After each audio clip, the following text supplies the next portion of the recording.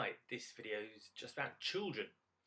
There's a lovely expression I came across in Spain one holiday, which was a lady said to me, children, they're so beautiful, you love them so much, you could eat them. And when they're teenagers, you wish you had. Which is quite fun and funny. And the Europeans love the children and have them out all night. It's a lovely environment, but how love is expressed is kind of the important thing. And of course we get that from our reference of how love was expressed to us. It's only natural. We get everything passed on, so many layers of different things I've talked about in the past, passed on from our environment when we were growing up. Some people were less fortunate as children and experienced abuse, either physical or emotional abuse, and they've dealt with it, but it's left a mark in the subconscious.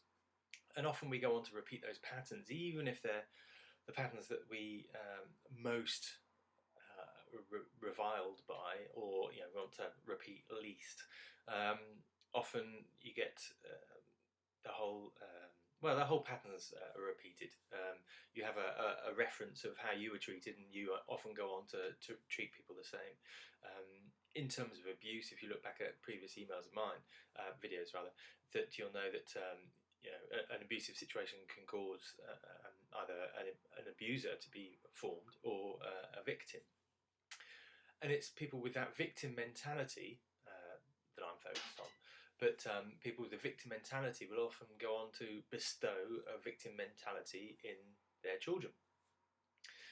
But of course, if they are subconsciously being victims, they will of course attract abusers.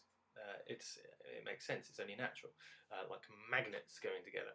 So victims attract abusers.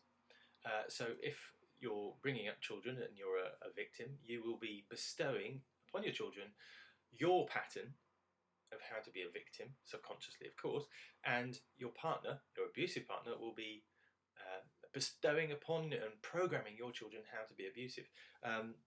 I know quite a few situations where the children are being very affected by the situations, of course, because kids are a result of their environment, very much so. I know quite a few kids at the moment that are struggling. One of the victims, the lady that's really struggling and coming to terms with the situation and where it's come from and what she, the path that she now has to follow. There's one child that she feels very close to. There's another child that is, for her, the spitting image of her partner and is displaying the behaviour that the partner displays, which is only natural because children are a result of their environment. So there's an abuser and there's a victim. One child is being like the victim, the other one is being like the abuser.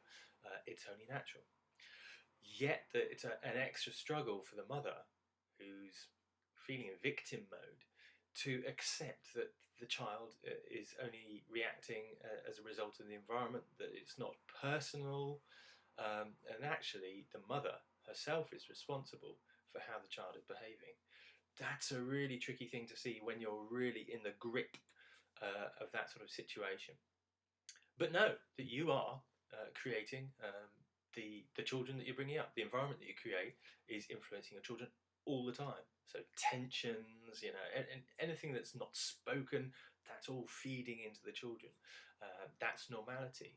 And they will look for that in later life on a completely subconscious level. The subconscious is, I heard a stat about it recently, the subconscious is 30,000 times more powerful than your conscious mind.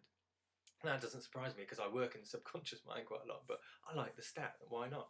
How you drive, how you drink, how you breathe, how you do everything, how you do things that you're meant to remember or try not to forget.